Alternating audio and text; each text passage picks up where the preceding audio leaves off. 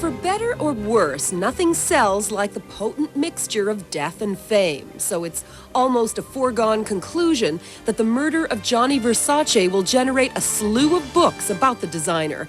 And the first one is hot off the press, an illustrated biography from the UK called Gianni Versace, Fashion's Last Emperor.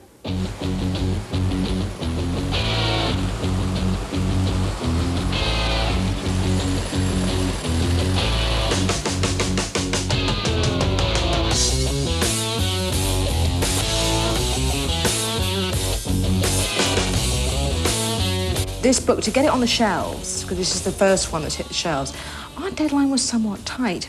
And in fact, we had a month to turn the book around. So my research really had to centre on both my knowledge of the fashion world and also collecting stories, because that's what I really wanted to know, collecting stories of those people who knew him.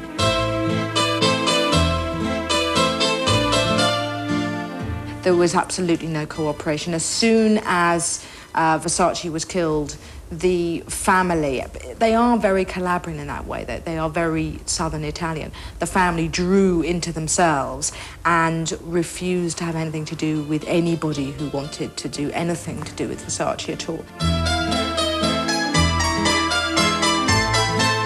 When Versace died, it shocked everybody.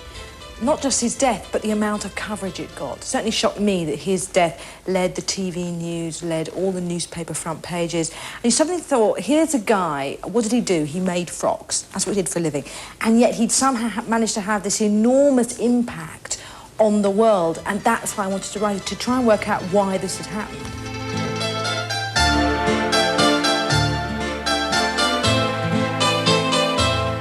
The amazing thing about Versace is he'd managed to lodge in people's consciousness because he'd crossed fashion over with showbiz. He'd become a celebrity in the same way that his clients were celebrities.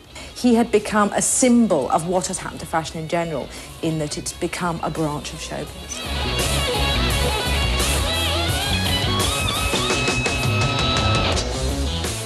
It's not just a story about dresses. It's the most outrageous rags to riches story about a boy who comes from some dreadful place in southern Italy and ends up with these outrageous houses and has, you know, Madonna round for lunch and Sting round for tea and Christy Turlington's on the phone, and it is the most outrageous story. If somebody had written it as a, you know, American miniseries, people would say, oh, that's a bit far-fetched, isn't it? Only this was true.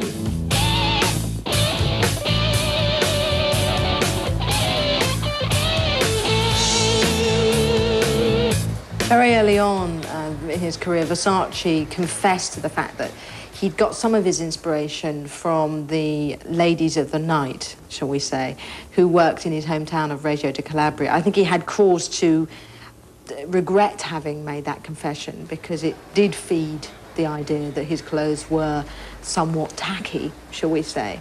But certainly there was an element of the streetwalker in some of his more extreme outfits, the leather and the cut-out bits and the very high heels, and everything was very tight and very plunging and very much displayed the female body.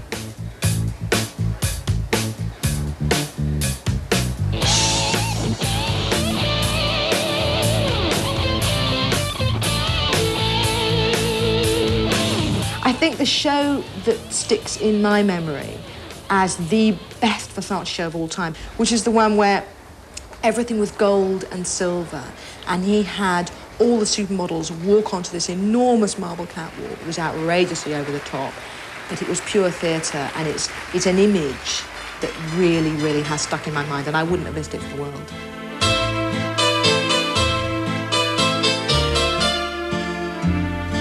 It was very difficult to get hold of pictures of Gianni with his longtime lover. They didn't pose openly. Gianni did not make a big issue of the fact that, number one, he was gay, and number two, that he had a boyfriend.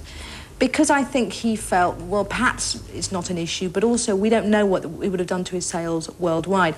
I think, you know, in Miami, one of the whole reasons he moved there was he was able to be more open about his homosexuality.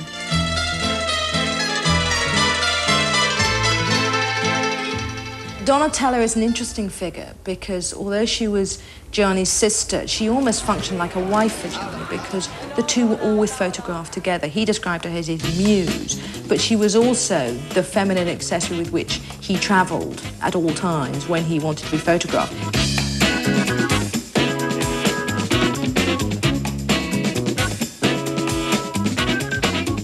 In the long term, I think the loss to the fashion world is one of a showman having gone, because that's what he was above all. And I think he was, after all, the man who gave the biggest parties, the most fantastic openings to his stores, the most incredible catwalk shows.